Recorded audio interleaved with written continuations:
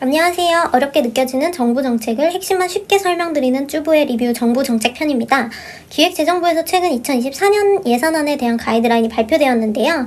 이번 발표에서 화제가 된 분야는 출산 육아 부분이었어요. 실제로 정부에서도 복지 부문에 가장 많은 예산이 들어가고 있고 증가율도 가장 높은 만큼 혜택이 많은 분야예요. 그럼 24년에는 어떤 혜택이 생겼는지 같이 살펴볼게요. 먼저 가장 화제가 되었던 육아휴직 기간 확대에 대해서 살펴볼게요. 일단 좋은 소식은 그동안 1년만 유급 지원되던 육아휴직이 1년 6개월로 확대되었다는 부분이에요. 그동안 육아휴직이 1년만 유급이어서 대체로 1년만 휴직하는 경우가 많았는데요. 이제는 부담 없이 1년 6개월을 휴직할 수 있게 됩니다. 단 1년 6개월 유급휴직을 위해서는 조건이 있는데요. 바로 남편의 3개월 이상 휴직입니다. 더 쉽게 말씀드리면 엄마와 아빠가 동시에 휴직하는 기간이 3개월 이상인 경우와 아이가 생후 18개월 이하인 경우에만 1년 6개월까지 유급휴직이 가능하다는 뜻이에요. 즉 남편이 같이 휴직할 수 없는 경우에는 혜택을 누릴 수 없다는 단점이 존재합니다.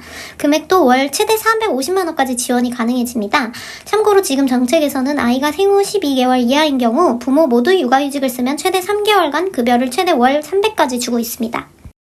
주택 마련에 대한 부분도 특공 정책이 신설되었는데요. 이번에 발표된 정책은 크게 공공분양, 민간분양, 공공임대로 나누어집니다. 먼저 공공분양부터 살펴볼게요. 기존의 신혼부부 특공과는 별도로 출산 가정에만 적용되는 특공이 신설됩니다. 조건은 두 가지인데요. 입주자 모집 공고일 기준으로 2년 이내 임신 출산이 증명돼야 하고 도시근로자 월 평균 소득 150%, 자산 3.79억 원 이하여야 합니다. 발표된 물량은 연 3만호 수준인데요. 세부 공급 계획에서 추후 확정되기 때문에 조정될 가능성도 있습니다. 다음으로 민간 분양에 대해서 살펴볼게요. 민간 분양은 기존 특공인 생애 최초 특공, 신혼부부 특공에서 출산 가구에게 우선권을 부여한다는 내용입니다. 아까 설명드린 공공분양처럼 별도로 신설되는 것은 아니고 기존 특공에서 유리해진다는 점에서 차이점이 있어요.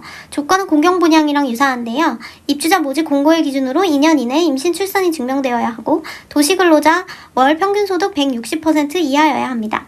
공공분양에 비해 조건을 만족하기가 더 쉽네요. 그래서 그런지 소득이 낮은 가구에 대해서 우선 공급한다고 합니다. 공급 물량은 연 1만 호 수준으로 연간 생애 최초 및 신혼부부 특공 물량의 20%를 배정한다고 하네요.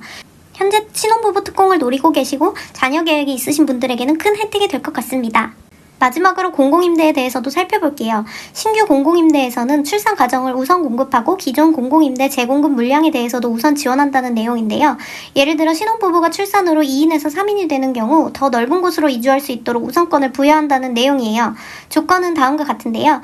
입주자 모집 공고일 기준으로 2년 이내 임신 출산이 증명되어야 하고 건설임대의 경우에는 중위소득 100% 이하 자산 3.61억 원 이하여야 되고 매입 전세임대의 경우에는 도시근로자 월 평균 소득 100% 이하, 자산 3.61억 원 이하여야 합니다.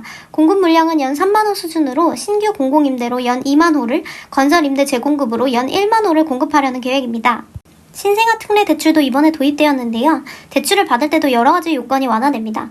대출은 주택을 구입 시에 받는 대출과 전세 재금을 위한 대출에 대한 부분으로 나뉘어지는데요. 먼저 주택 구입을 위한 대출을 살펴볼게요. 가장 두드러지는 변화는 소득 요건이 완화되었다는 점이에요.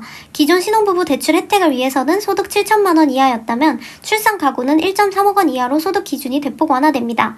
그리하여 주택 구입을 위한 대출 요건은요. 대출 신청일 기준 2년 내 출산한 무주택 가구, 2023년 출생아부터 적용이 되고 소득 1.3억 원 이하의 가구에만 적용이 됩니다. 우선 무주택 가구로 발표되었지만 1주택 가구 허용도 검토 중에 있다고 합니다. 세부사항은 추후에 확정될 예정이고요.